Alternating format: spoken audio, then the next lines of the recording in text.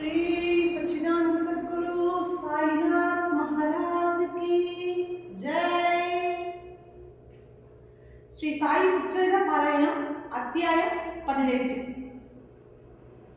எனக்கு அனுகிரகம் பகுதி 1 பரம நித்தியமான சத்குருவே ஜெய ஜெய, பிரம்ம சத்தியமான சத்குருவே ஜெய ஜெய, இவ்வுலகின் பொய் தோற்றமான மாயையை ஆள்பவரே ஜெய ஜெய, ஆதியும் அந்தமும் இல்லாதவரே ஜெய ஜெய, இரட்டையாகிய மாயைக்கு அப்பாற்பட்டவரே ஜெய ஜெய, நிர்விகாரராகிய மாற்றமே இல்லாதவராகிய உம்மால் மட்டுமே அடியவர்களின் நிஜமான ரூபத்தை அவர்களுக்கு போதிக்க முடியும். உப்பால் செய்யப்பட்ட பொம்மை சமுத்திரத்தில் ஸ்நானம் செய்வதற்கு மூழ்கினால் திரும்பி வர இயலுமா? இது எக்காலத்தும் நடக்காது. நீங்களும் அவ்வாறே. வேதங்களும் உபனிஷதங்களும் இரவு பகலாக எதை பற்றி விவாதம் செய்து கொண்டிருக்கின்றனவோ அப்பரப்பொருளை உம்முடைய பக்தர்களுக்கு பிரயாச ஏதும் இல்லாமலேயே பிறனால் சுட்டி காட்டுகிறீர். சந்தர்ப்ப வசத்தால் ஏற்படும் நிகழ்ச்சியாக எவராவது நம்முடைய அரவணைப்பில் அகப்பட்டால் அவருக்கு என்னுடையது என்பது மற்றொருவருடையது என்பதுமான குதர்க்க சிந்தனைகளுக்கு இடமில்லாமல் போகிறது. கடந்த அத்தியாயத்தில் தூய்மை அளிக்கும் ஒரு சிறு கதையின் மூலம் மர்மம் நிறைந்த பிரம்ம மூட்டை அவிழ்க்கப்பட்டு விவரிக்கப்பட்டது. பிரம்ம ஞானம் தேடி வந்த மனிதரின் பேராசை எவ்வாறு அவரை தடுக்கிவிட்டு விட்டது என்பது விரிவாக எடுத்துச் சொல்லப்பட்டது. செவிமடுப்பவர்களே, பாபாவிடமிருந்து எவ்வாறு நான் அனுகிரகம் பெற்றேன் என்ற கதையை சொல்கிறேன். கவனமாக கேளுங்கள். பாபாவினுடைய வழிகாட்டும் முறைகள் அது வெளிக்கொணரும். இதுவும் ஒரு சுவை மிகுந்த கதை. எவ்விதமாக நடந்ததோ அவ்விதமாகவே சொல்கிறேன். கேட்பவர்கள் அவர்களுடைய நன்மை கருதி இதை அமைதியான மனதுடன் கேட்க வேண்டும். கேட்பவர்கள் சுவாரஸ்யமாக கேட்டால் கதை சொல்பவர்களுக்கும் உற்சாகம் பிறக்கிறது. இருவருடைய இதயத்திலும் பிரேமை பொழிந்து அவர்களை ஆனந்தத்தால் நிரப்புகிறது. ஆன்மீக அதிகாரத்துக்கு ஏற்றவாறு எல்லாரும் புத்தி பேதரிக்காத வகையில் பாபா ஒவ்வொரு பக்தருக்கும் அவருக்கு ஏற்றவாறு உபதேசம் அளித்து ஆன்மீக பாதையில் நடைபோட வைக்கிறார். குரு தங்களுக்கு என்ன திருவாய்மொழி அருளினார் என்பதை மற்றவரிடம் சொல்லக்கூடாது என்று பலர் நினைக்கின்றனர்.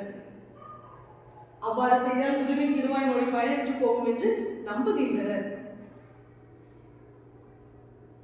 இது வெறும் கற்பனையே, ஒன்றும் இல்லாததை பெரிதுபடுத்தும் சமாசாரம். ஆகவே அர்த்தமற்றது. உண்மை நேரடியாக செய்யப்பட்ட ஆன்மீக போதனைகளை மட்டுமல்லாமல் கனவில் தோன்றிய போதனைகளும் மற்றவர்களுக்கு சொல்ல வேண்டும். அது பயன் தரக்கூடிய நல்ல ஞானம். இவ்வபிப்பிராயத்திற்கு பிரமாணம் எதுவில்லை என்று நினைப்பவர்கள் புத்த கௌசிக ரிஷியே இதற்கு பிரமாணம் என்பதை அறியவும். தமது கனவில் அழைக்கப்பட்ட உபதேசத்தை ஸ்ரீ ராம ரக்ஷா தோத்திரம் என்னும் உருவத்தின் அனைவருக்கும் அளித்து விட்டார். அவர் குரு எல்லா ஜீவன்களின் மீதும் ஆனந்த மழை பொழியும் கனத்த மழை காலத்து மிகமாவார். இவ்வானந்தம் மறைத்தோ பதுக்கியோ வைக்க வேண்டிய பொருளா என்ன? இல்லவே இல்லை. இதயம் நிரம்பும் வரை அனுபவித்துக் கொண்டே மற்றவர்களுடன் பகிர்ந்து கொள்ளவும் வேண்டும். ஒரு தாய் முகவாய் கட்டையை மென்மையாக தூக்கி குழந்தையை மருந்து குடிக்க வைக்கிறார். அனைத்தும் குழந்தையினுடைய ஆரோக்கியத்திற்காகவே. இது போன்றதே பாபாவின் உபதேசம்.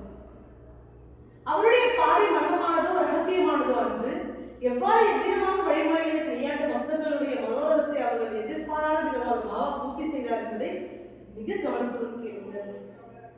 சத்குருவின் சங்கம் புனிதமானது, மிகவும் புனிதமானது. அதனுடைய மகத்துவத்தை எவரால் தேவையான அளவிற்கு விவரிக்க முடியும்? அவருடைய திருவாய்மொழி ஒவ்வொன்றாக சேகரிக்கப்படும் போது மற்றவர்களுக்கு எடுத்துச் சொல்ல வேண்டும் என்கிற உற்சாகம் கரை கொள்கிறது. ஈஸ்வரனை பிரேமையுடன் வழிபடுவதாலும் குருவிற்கு சேவை செய்து பூஜை செய்வதாலும் குருவால் அளிக்க முடிந்த ஞானத்தை பெற்றுக் கொள்ளலாம். இந்த விஷயத்தில் வேறு எந்த முயற்சியும் வியர்த்தமே. பொய் மெய் போல தோன்றுவது, மெய்யை திரை போட்டு மறைத்தல் வாழ்க்கை பாதையை மங்களமாகவும் குழப்பமாகவும் ஆக்கிவிடுகின்றன. குருவின் திருவாய்மொழியே வாழ்க்கை பாதையில் தடைகள் இல்லாமல் நடக்க உதவும் ஒளிவிளக்காகும்.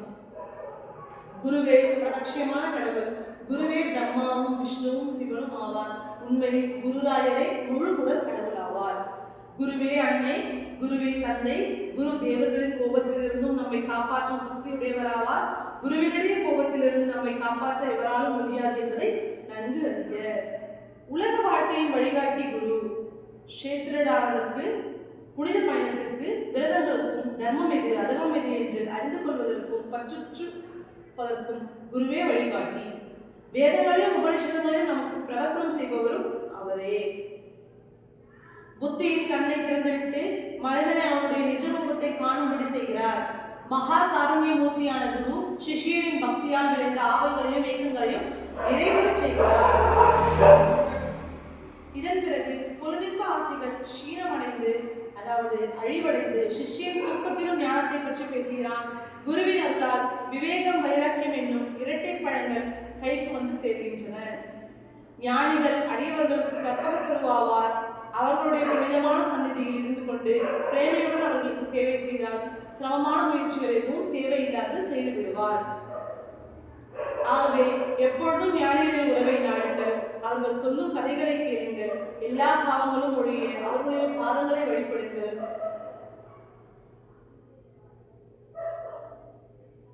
லார்ட் ரே என்பவர் பம்பாய் மாநகரத்தில் கவர்னராக இருந்தபோது முனிசிபாலிட்டி கமிஷனராக இருந்த திரு கிராஃபோர்ட் என்பவர் நிர்வாகத்தின் மீது ஒரு விசாரணை நடத்தப்பட்டது. அந்த சமயத்தில் பிரசித்தியாக கீர்த்தியுடனும் விளங்கிய ஒரு கணவான் பாபாவிடம் பக்தி கொண்டார். இக்கணவான் வியாபாரத்தில் பெரும் நஷ்டம் அடைந்ததால் வாழ்க்கையில் சலிப்பும் வெறுப்பும் அடைந்தார். 3 வித தாபங்கள் நிறைந்த இவ்வுலக வாழ்க்கையை வியர்த்தம் என்பதை உணர்ந்த பின் கையில் ஒரு லோட்டாவை எடுத்துக்கொண்டு வீட்டை விட்டு கிளம்பிவிட்டார். மனம் நிலை கொள்ளாமல் தவித்ததால் தனிமையை நாடி தூரமாக எங்காவது சென்றுவிட வேண்டும் என்று நினைத்தார். அந்த எண்ணத்தையே திடமாக்கி கொண்டார். மிக சங்கடமான நிலைமை வரும்போது தன்னுடைய கஷ்டத்தை தாங்க முடியாமல் மனிதனுக்கு இறைவனின் ஞாபகம் வருகிறது. முழு தீவிரத்துடனும் பக்தி செய்து இறைவனை கூவி அழைக்கிறான். கெடு செயல்களை தங்கு தடையின்றி தொடர்வரும் இறைவனுடைய நாமம் தொண்டைக்கு வருவதில்லை. ஆயினும் முதன் முறையாக இது நிகழ்ந்தவுடன் அவனை ஒரு ஞானியை சிந்திக்கும்படி இறைவன் ஏற்பாடு செய்கிறான். அந்த பக்தரின் வரலாறு அவ்வாறே. வாழ்க்கையில் அவர் அடைந்த தளர்ச்சியை கண்ட சில நண்பர்கள் அவருக்கு இதமான ஒரு பரிந்துரை வழங்கினார். அதை கேளுங்கள். ஷிரடிக்கு சென்று சமர்த்த சாயை தரிசனம் செய்யலாமே. அவசியம் அங்கே சென்று தயாசாகரமான அந்த ஞானியிடம் பிரார்த்தனை செய்யுங்கள். ஞானிகளுடைய சன்னதியில் ஒரு கணம் இருந்தாலும் அலைப்பாயும் மனம் அமைதி விடுகிறது. உடனே ஹரிபாதங்களை நாடுகிறது. பிறகு அங்கிருந்து மனதை திரும்ப இழுப்பது கடினமாகி விடுகிறது. பல தேசங்களிலிருந்து மக்கள் அங்கே குழுமுகின்றனர். சாயியின் பாதத்துளியில் குரலுகின்றனர். மகாராஜ் அளிக்கும் உபதேசங்களுக்கு பணிவுடன் கீழ்ப்படுகின்றனர். அவருக்கு சேவை செய்து விரும்பியவற்றை பெறுகின்றனர். இதுவே அவருடைய பிரசித்தியான கீர்த்தி. குழந்தைகளிலிருந்து கிழவர்கள் வரை அனைவரும் அவரை அறிவர். அவர் உன் மீது கருணை வைத்தால் உம்முடைய துக்கம் நிவர்த்தியாகிவிடும். இக்காலத்தில் ஸ்ரீ ஒரு கஷேத்திரமாகிவிட்டது. இரவு பகலாக யாத்திரைகள் வந்து கொண்டே இருக்கின்றனர். ஞானிகளின் தரிசனம் எவ்வளவு நன்மை செய்கிறது என்பதை நீங்களும் சொந்த அனுபவத்தில் உணரலாம். வறட்சியால் அடிப்பட்ட தரித்திரனுக்கு திடீரென்று பெய்யும் கனமழை எப்படியோ, பசியால் வாடி பிராணம் போய்விடும் போன்ற நிலை இருப்பவனுக்கு அறுசுவை உணவு கிடைப்பது எப்படியோ, அவ்வாறு இருந்தது நண்பர்களின் வார்த்தை அந்த பக்தருக்கு. அவர் அந்த அனுபவத்தை பெற வேண்டும் என்று முடிவு செய்து ஷிரடி செல்லும் பாதையில் பயணமாக கிளம்பிவிட்டார். ஷிரடி கிராமத்திற்கு வந்து சேர்ந்தார். தரிசனமும் செய்தார். பாபாவின் பாதங்களில் விழுந்து நமஸ்காரமும் செய்தார். உடனே அவருடைய கண்களில் அமைதி தவழ்ந்தது. மனதில் சமாதானம் நிரம்பியது. பூரணமானதும் சதானமானதும் மாசற்றதும் சுயஜோதியுமான சாயின் உருவத்தை பார்த்தவுடன் அவருடைய மனம் மகிழ்ச்சியால் நிரம்பியது. பூர்வ ஜென்மத்தில் சம்பாதித்த பாக்கியத்தாலையில் தாம் சாயை தரிசனம் செய்திருந்து சாந்தியையும் கலக்கமில்லாத மனத்தையும் பெற்றதாக நினைத்தார். இந்த பக்தருடைய குடும்ப பெயர் சாடே. மனத்தின்மை மிக்க இவர் நியமனிஷ்டையுடன் குருச்சரித்திர பாராயணத்தை ஆரம்பித்தார். சப்தாகம் 1 வாரத்திற்குள் பாராயணம் செய்து முடிந்து அன்றைய இரவே பாபா சாடேயின் கனவில் தோன்றி புத்தகமும் கையுமாக அவருக்கு அர்த்தத்தை விளக்கி கூற ஆரம்பித்தார். பாபா அமைதியாக தம்முடைய ஆசனத்தில் உட்கார்ந்து கொண்டு சாடேவை தமக்கு எதிரில் உட்கார வைத்து குருச்சரித்திரம் புத்தகத்தை கையில் எடுத்துக்கொண்டு பிரவசனம் செய்வதற்கு தயாராக இருந்தார். பாபா ஒரு புராணிகரை போல, அதாவது ஆன்மீக சொற்பாழிவாளரை போல புத்தகத்தை படித்து விளக்கம் கூறினார். சாடே ஒரு கதை கேட்பவரை போல அமைதியாகவும் மரியாதையுடன் குரு கதையை கேட்டார். அட, இது என்ன தலைகீழான ஆள்மாறாட்டம் என்று சாடே நினைத்தார். மிக ஆச்சரியமடைந்து அவருக்கு பிரேமையால் தொண்டை அடைத்தது.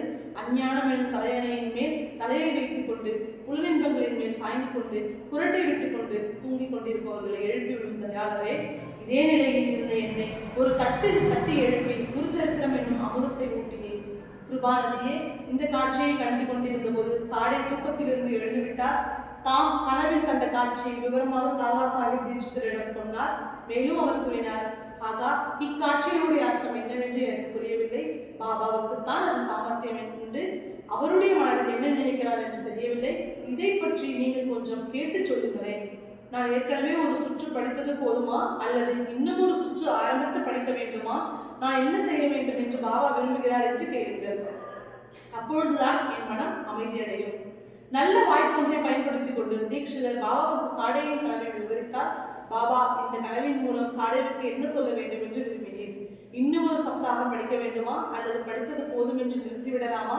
இக்கனவு காட்சியின் முக்கியத்துவம் என்னவென்று நீங்களே விவரித்து அவருக்கு பாதையை தெளிவாக காட்டுங்கள். இதுதான் என்னுடைய ஒரே வேண்டுகோள். சாடே ஒரு கவனமற்ற நேர்மையான அடியவர். அவர் மீது கிருபை கூர்ந்து அவருடைய விருப்பத்தை நிறைவேற்றுங்கள். பாபா திருவாய் மலர்ந்து ஆணையிட்டார். இன்னும் ஒரு சுற்று படிக்கட்டும். குருவினுடைய இந்த புனிதமான சரித்திரத்தை படிப்பதால் பக்தர்கள் நிர்மலமாக ஆகிவிடுகின்றனர். இந்த பாராயண நூல் படிப்பதால் பக்தர்களுக்கு மங்களம் உண்டாகும். இறைவன் பிரீதி அடைவான். உலக பந்தங்களிலிருந்து விடுதலையும் கிடைக்கும் என்று கூறினார். பாபா இதை திருவாய் மொழிந்து கொண்டிருந்த போது நான் அவருடைய பாதங்களை பிடித்து விட்டுக் கொண்டிருந்தேன். இவ்வார்த்தைகளை கேட்டு நான் எனக்குள்ளே வியப்படைந்தேன். என்னுடைய மனதில் ஒரு எண்ணம் எழுந்தது. பாபா என்ன இவ்வாறு செய்கிறார்? சாடேவின் சிறிய முயற்சி 7 நாட்களிலேயே பலனளித்து விட்டது. நானோ வருஷ கணக்காக கழித்து விட்டேன். சாடே 7 நாட்கள் குருச்சந்திரத்தை ஒரே ஒரு முறைதான் படித்தார். கடந்த 40 வருடங்களாக படித்துக் கொண்டிருக்கும் எனக்கு பல நேரம் இல்லையா? ஒருவர் மீது 7 நாட்களிலேயே பலனை அனுபவிக்கிறார். மற்றவர் 7 வருடங்களாக பலனேகம் இல்லாமல் இருக்கிறார். இக்கருணை மேகம் இப்பொழுது அருள்மொழி பொழியும் என எதிர்பார்த்து ஒரு சாதக பறவையை போல் நான் ஏற்றதுடன் பார்த்துக் கொண்டிருக்கிறேன். ஞானிகளின் மகுடமாகவர் என்னுடைய விருப்பத்தை நிறைவேற்றினால் என்றைக்கு வரும் என்றாவது எனக்கு உபதேசம் அளிப்பாரா?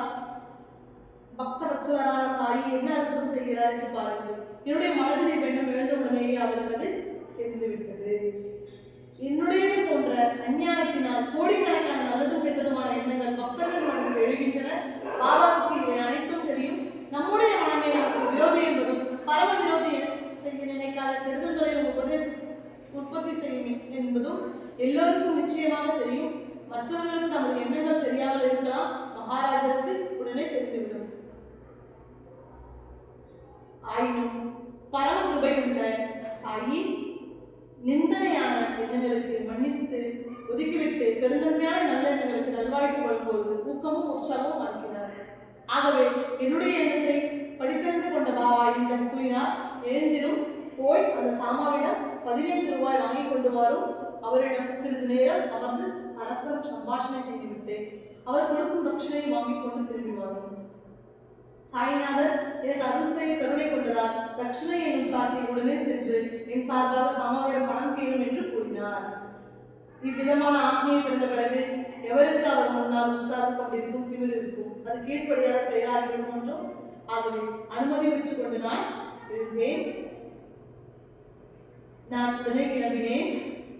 சாமாவும் வீட்டிற்கு வெளியே வந்தார். அப்பொழுதுதான் ஸ்நானத்தை முடித்துவிட்டு வேட்டையை கட்டிக்கொண்டு நின்று கொண்டிருந்தார். ஸ்நானம் செய்தவுடன் சுத்தமான வேட்டியை அணிந்து கொண்டு நாமஜபம் செய்து கொண்டே அச்சத்தை சரி செய்து கொண்டார். அவர் வினவினார், என்ன இந்த நேரத்தில் இங்கு வந்திருக்கிறேன்? மசூரியில் இருந்து வந்திருக்கிறேன் போல தெரிகிறது. ஏன் முகத்தில் இந்த சஞ்சலம்? இன்று ஏன் தனியாக வந்திருக்கிறேன்? வாரம் வந்து அமரும். நான் இப்பொழுதுதான் ஸ்நானத்தை முடித்துவிட்டு கச்சத்தை சரி செய்து கொண்டிருக்கிறேன். நான் என்னுடைய நித்திய பூஜையை முடித்துவிட்டு உடனே வந்து விடுகிறேன். நீங்கள் ஒரு தாம்பூலம் தயாரித்து தின்பதற்குள் நான் பூஜையை சீக்கிரமாக முடித்துவிட்டு வந்து விடுகிறேன். பிறகு இருவரும் அமைதியாக திருப்தி அடையும் வரையிலும் சாதனமாக பேசலாம். இவ்வாறு சொல்லிக்கொண்டே மாதவரா வீட்டின் உள்ளே சென்றார். பிறகு நான் எதிர்ச்சியாக ஜன்னல் விளிம்பில் இருந்த ஏகநாத பாரவத போதியை கையில் எடுத்தேன். புத்தகத்தை கைவந்த வாக்கில் ஏதோ ஒரு இடத்தில் பிரித்து படிக்க ஆரம்பித்தேன். பிரித்த பக்கம் நான் அன்று காலை பாராயணத்தை பூர்த்தி செய்யாமல் நடுவில் நிறுத்திய பக்கமாக இருந்தது. மிகவும் ஆச்சரியமடைந்தேன். காலையில் படிக்காமல் விட்டுவிட்ட பகுதியை பூர்த்தி செய்ய வைத்த பாபா என்னை ஒழுக்கமாக செயல்பட வைக்கிறாரோ? இங்கு ஒழுக்கம் என்பது நியமனம் செய்த நூலை தவறாமல் பாராயணம் செய்வது, நியமிக்கப்பட்ட நித்திய உபாசனையை முடிக்காமல் இடத்தை விட்டு நகரக்கூடாது. இந்த சந்தர்ப்பத்தில் ஏகநாத பாகவதத்தை பற்றிய சிறு விளக்கம் ஒன்று ஞாபகத்திற்கு வருகின்றது. அதை சொல்லாமல் விட முடியாது. கதை கேட்பவர்கள் கவனமாக கேளுங்கள். கதைக்கு இன்னொரு கதை திரும்புகிறது. குருபக்தி நிரம்பி இந்த ஏகநாத பாகவதத்தை நான் சாயியின் கிருபாத்திரரான காகா சாஹிப் தீட்சிதர் மற்ற பக்தர்கள் சிறு குழுவாக அமைத்து கேட்கும் வகையாக தினமும் வாசித்து வந்தார். மகாவிஷ்ணு உலக மக்களை உத்தாரணம் செய்வதற்காக பிரம்மா என்ற மண்ணில் விதித்த விதையானது நாரதர் என்னும் சோழ கொள்ளையாக விளைந்தது. இந்த சோழ கொள்ளையிலிருந்து வியாசமுனும் வியாசமுனி சோழ கதிர்களை அறுவடை செய்து கிடங்கில் சேர்த்து வைத்தார். 10 லட்சங்களுடைய இச்சோழ கதிர்கள் சுகதேவ மகரிஷி பரிசுத்த ராஜா என்ற களத்தில் அடித்து துவைத்து சோளத்தை தானியமாக பிரித்தெடுத்தார். களத்தில் இருந்த சோளத்தை ஸ்ரீதர சுவாமிகள் காற்றில் தூற்றி நோம்பி சுத்தம் செய்தார். ஜனார்த்தன சுவாமிகள் சுத்தம் செய்யப்பட்ட சோளத்தை அளந்து மதிப்பிட்டு ஏகநாதரிடம் தந்தார். ஏகநாதர் அதிலிருந்து பல இனிப்பான பண்டங்களை சமைத்து விருந்து தயாரித்தார்.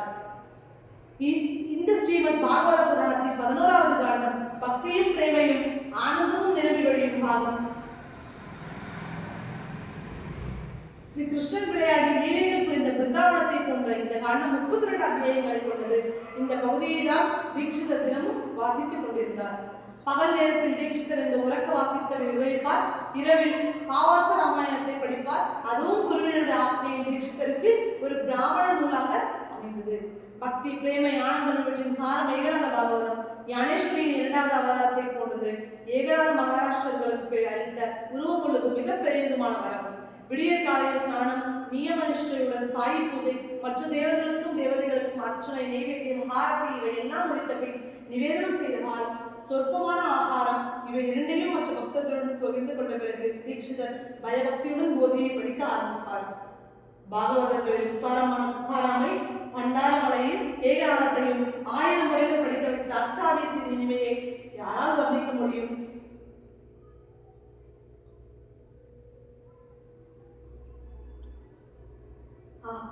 எவ்வளவு பெரிய திருவாரூரான திவ்ய கிரந்தம், எவ்வளவு நிஷ்டையுள்ள சிஷ்யர் இந்த தீட்சிதர். இவ்விரு காரணங்களால் தான் மக்களுடைய ஆன்மீக முன்னேற்றத்திற்காக தீட்சிதரை ஏகநாத பாகவதத்தை தினமும் படிக்க சொல்லி சமர்த்த சாயி ஆணையிட்டார். மனத்தை தேடி போக வேண்டாம், உத்தம கீதையில் பகவான் இருக்கிறார். சிரத்தையுடனும் அதை பாராயணம் செய்பவர்கள் சடுதியில் பகவானை அடைகிறார்கள். ஸ்ரீமத் பகவத்கீதை கிருஷ்ணருக்கும் அர்ஜுனருக்கும் போர்க்களத்தில் இருந்த உரையாடலை விவரிக்கிறது. கிருஷ்ணருக்கும் உத்தவருக்கும் நடந்த இந்த உரையாடல் அதனினும் சிறந்தது. இந்த உபதேசத்தை தான் பிரேமை பூண்ட வார்த்தைகளால் ஏகநாதர் தம்முடைய மராட்டி பாகவதத்தில் விளக்கியிருக்கிறார். இக்காரணத்தினால்தான் கிருபையே உருவான சமர்த்த சாயினார் தெய்வீக பிரசாதமான இந்த கிரந்தத்தையும் ஞானேஸ்வரியையும் சேர்த்து தம் பக்தர்களை தினமும் படிக்கும்படி செய்தார். பாபா சகாராம் ஹரி ஜோக்கை படிக்க சொல்லியிருந்தார். அவரும் மற்ற பக்தர்களும் பயனரும் வகையில் சாடைபாடாவிடமும் படித்துக் கொண்டிருந்தனர். பக்தர்களுடைய ஆன்மீக முன்னேற்றத்தில் நேர்மையான ஆர்வம் கொண்ட பாபா ஒவ்வொரு நாளும் பல பக்தர்களை இதை கேட்க செய்தார். பக்தர்களுக்கு அனுகிரகம் உபதேசமும் அளிப்பதில் பாபாவினுடைய சாமர்த்தியம் ஆழக்காண முடியாதது. அதை அவர் பல வழிமுறைகளில் செய்தார். அவர்கள் அருகில் இருந்தாலும் சரி, வெகு தூரத்தில் இருந்தாலும் சரி, பாபா மிருதவாசியாக அவர்களுடனேயே இருந்தார். அவர் மசூதியில் உட்கார்ந்து கொண்டே ஒவ்வொரு பக்தருக்கும் ஒரு சேவையை நியமித்து தம்முடைய சக்தியையும் அளித்து அவர் மூலமாக காரியங்களை சாதித்து முடித்தார். பாபு சாஹேப் ஜோக்கை தினமும் வாடகையில் போதி படிக்க சொன்னார். ஜோக் தினமும் தவறாக படித்தார். அங்கு அதை கேட்க மக்கள் குழுமி இருந்தனர். ஜோக்கும் தினமும் மதிய உணவும் உண்ட பிறகு பிற்பகலில் பாபாவிடம் சொல்வார். நமஸ்காரம் செய்துவிட்டு அவரிடமிருந்து விபூதியை பெற்றுக்கொண்டு போதி படிப்பதற்கு அனுமதி கேட்பார். சில சமயங்களில் அவர் ஞானேஸ்வரி படிப்பார். சில சமயங்களில் ஏகநாத பாகவதத்தை வியாக்கரணத்துடன் படிப்பார். படிப்பதை மிக்க மகிழ்ச்சியுடன் படிப்பார். ஜோக்குக்கு போதி படிக்க அனுமதி அளித்தவுடனேயே பாபா தம்மை தரிசனம் செய்ய வந்த பல பக்தர்களை போதியை செவிமடுக்க அனுப்புவார். சில சமயங்களில் பாபா குட்டி கதைகள் சொல்லுவார். இந்த பக்தர்கள் இதை கேட்டு மனதில் பதிய வைத்துக் கொள்ளும் முன்னரே எழுந்திருங்கள், வாடகைக்கு போதி கேட்பதற்கு செல்லுங்கள் என்று பாபா சொல்லிவிடுவார். விசுவாசமுள்ள பக்தர் போதியை கேட்க சென்றால் போதியில் வரும் கதை ஏற்கனவே பாபாவிடம் கேட்டதை நிறுவனம் செய்யும் வகையில் அமையும். முக்கியத்துவம் பூர்ணமாகவும் தெளிவாகவும் புரிந்துவிடும். ஞானேஸ்வரர் அருளிய ஞானேஸ்வரியும் ஏகநாதர் அருளிய பாகவதமும் பாபா ஏற்கனவே சொன்ன கருத்துக்களை மேலும் வற்புறுத்துவதற்காகவே இருப்பது கண்டு பக்தர்கள் வியப்படைவர். ஒரு குறிப்பிட்ட பகுதியை குறிப்பிட்ட நாளில் படிக்க வேண்டும் என்ற கட்டளை ஏதும் இல்லாவிட்டாலும் ஜோக் படிப்பது பாபா அன்று சொன்ன கதைக்கு நேரடி சம்பந்தம் உடையதாக தவறாக அமையும். ஸ்ரீமத் பகவத்கீதை, ஸ்ரீமத் பாகவதம் என்னும் 2 நூல்களை தான் ஜோக் தினமும் படித்தார். இரண்டுமே பக்தி மார்க்கத்தை கை கொள்ளும் மனிதர் எவ்விதமாக வாழ்க்கை நடத்த வேண்டும் என்பது சாரமே. ஞானேஸ்வரி என்னும் நூல் ஸ்ரீமத் பகவத்கீதைக்கு எழுதப்பட்ட மராட்டிய பாஷ்யம். இந்நூலுக்கு பாவார்த்த தீபிகா என்று பெயர். ஏகநாதர் ஆன்மீக விஷயங்களை பற்றி எழுதிய ஏகநாத பாகவதத்திற்கு ஸ்ரீமத் பாகவதத்தின் 11வது காண்டமே ஆதாரம். ஆகவே பாகவத தர்மத்தை கடைபிடிக்கும் வகையில் நானும் தினமும் ஏகநாத பாகவதத்தை படித்துக் கொண்டிருந்தேன். ஆனால் அன்று என்னுடைய தினசரி நடைமுறையில் ஒரு தடங்கல் ஏற்பட்டுவிட்டது. ஒரு கதையை பாதி படித்துக் கொண்டிருக்கும் போது சுற்றி இருப்பவர்கள் மசூதிக்கு கிளம்பி கொண்டிருந்ததை கவனித்தேன். போதிப்படுத்ததை பாதியில் நிறுத்திவிட்டு அவர்களோடு நானும் மசூதிக்கு விரைந்தேன். நான் என்னவோ பாபா சொல்லும் கதைகளை கேட்க விருப்பப்பட்டேன். ஆனால் பாபா வேறு விதமாக நினைத்தார். நான் பாகவதம் படிப்பதை நிறுத்திவிட்டு வேறு எதையும் செய்வது பாபாவுக்கு பிடிக்கவில்லை போலும். காரணத்துக்காகவே நான் அன்று படிக்க வேண்டிய பகுதியை பாபா பூர்த்தி செய்ய வைத்தார் என்று இந்த சம்பவத்தின் மூலம் உணர்ந்தேன். பாபாவினுடன் அற்புதமான வழிமுறைகள் இவ்வாறே. இது ஞாபகத்திற்கு வரும்போது மனம் பிரேமையால் பொங்கி விடுகிறது. ஏகநாத பாகவதத்தின் விளக்கம் இங்கு முடிகிறது. சம்பந்தப்பட்ட நிகழ்ச்சிகளும் முடிவடைகின்றன. மாதவராவ் பூஜையை முடித்துவிட்டு வெளியே வந்தார். நான் சொன்னேன், பாபா உமக்கு ஒரு செய்தி அனுப்பியிருக்கிறார். அதை சொல்லத்தான் நான் வந்திருக்கிறேன். ஷாமாவிடமிருந்து 15 ரூபாய் தட்சணை வாங்கி கொண்டு வரும் என்பது எனக்கிடப்பட்ட ஆணை. நான் அவருடைய பாதங்களை பிடித்து விட்டுக் கொண்டிருந்தேன். திடீரென்று அவருக்கு உடைய ஞாபகம் வந்தது. ஷாமாவிடம் தட்சணையுடன் திரும்பி வாரும் என்று அவர் சொன்னார். அவருடன் சிறிது நேரம் அமர்ந்து பேசிக் கொண்டிரும். இருவரும் பேசி முடித்த பின் நீர் திரும்பி வாரும் என்று சொன்னார். மாதவர் அவர்களை கேட்டு மிக ஆச்சரியமடைந்தார். பணத்திற்கு பதிலாக என்னுடைய நமஸ்காரங்களை தட்சணையாக அழியுங்கள். அது சரி, உங்களுடைய 15 நமஸ்காரங்களை என்னுடன் எடுத்துக்கொண்டு விட்டேன். அது விஷயம் முடிந்து விட்டது. இப்பொழுது சீக்கிரமாக வந்து என்னுடன் உரையாடுங்கள் என்று நான் அவரிடம் சொன்னேன். என்ன கதை சொல்ல விரும்புகிறீர்களோ அதை எல்லாம் சொல்லி என் காதலின் நீக்கத்தை தணியுங்கள். நிர்மலமானதும் புனிதமானதுமான பாபாவின் கதைகளாக கங்கையில் ஆழமாக மூழ்கி நம்முடைய பாவங்கள் அனைத்தும் ஒழிக்கலாம். மாதவராவ் அப்பொழுது சொன்னார், பொருங்கள், சிறிது ஓய்விடுங்கள். இவ்விறைவனுடைய லீலைகள் தனித்தன்மை வாய்ந்தன என்றுதான் உனக்கு நன்கு தெரியுமே. இந்த வெற்றிலை பெட்டியை எடுத்துக் கொள்ளுங்கள். வெற்றிலை பாக்கு, சுண்ணாம்பு, புகையிலை ஆகியவை எல்லா பொருட்களும் இதில் இருக்கின்றன. ஒரு தாம்பூலம் தயார் செய்து கொண்டு வெல்லுங்கள். என்னுடைய குள்ளாயை போட்டுக்கொண்டு ஒரு கணத்தில் வந்து விடுகிறேன். சாயி பாபாவுடைய லீலைகள் ஆச்சரியக்கு அப்பாற்பட்டவை. நான் எத்தனை நிகழ்ச்சிகளை பற்றி இங்கு விவரிப்பேன். நீங்கள் ஷிர்டிக்கு வந்த பிறகு நாம் நிறையவே பார்க்கவில்லையா? நான் ஒரு படிப்பறிவில்லாத பட்டிக்காட்டான். நீங்கள் எல்லாம் பட்டணவாசிகள். புரியாத புதிரான அவருடைய லீலைகளை பற்றி உங்களுக்கு நான் என்ன சொல்வேன்? இதை சொல்லிக்கொண்டே அவர் வீட்டின் உள்ளே சென்று தேவதைகளுக்கு புஷ்பாஞ்சலி செய்துவிட்டு குள்ளாயை மாட்டிக்கொண்டு உடனே திரும்பி வந்தார். பிறகு அவர் உட்கார்ந்து என்னுடன் பேச ஆரம்பித்தார். அவருடைய லீலைகள் கற்பனை செய்ய முடியாதவை. அவருடைய சாமர்த்தியமான வழிமுறைகள் எவர் எப்பொழுது புரிந்து கொள்ளப் போகிறார்? அவருடைய லீலைகளுக்கு எல்லையே இல்லை. அவர்தான் விளையாட்டை நடத்துகிறார். ஆயினும் அவர் விளையாட்டு மாட்டிக்கொண்டிருந்தது.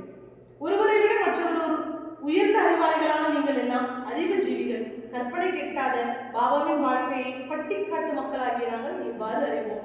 அவரே அவருடைய கதையை சொல்லாமல் உங்களை என்னிடம் எதற்காக அனுப்புகிறார்?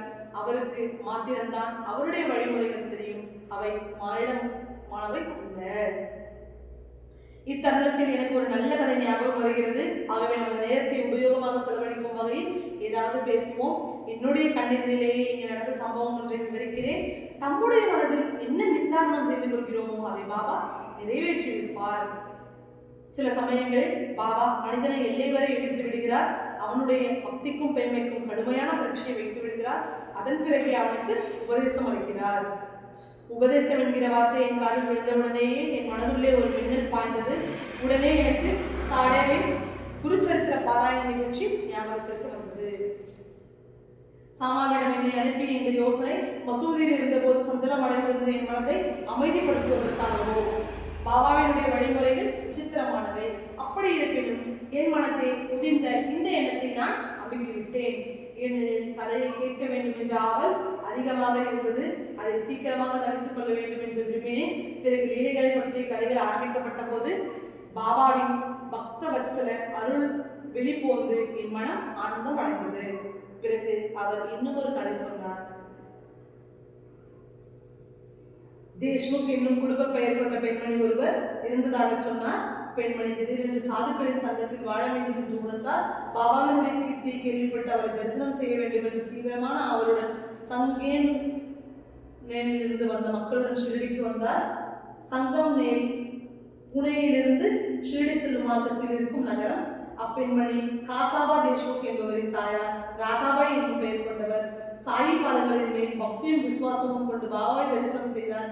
அவருக்கு அருமையான தரிசனம் கிடைத்ததால் பயணம் செய்த சோர்வெல்லாம் மறைந்து விட்டது. மனதில் சாயியின் மீது அன்பு மலர்ந்தது.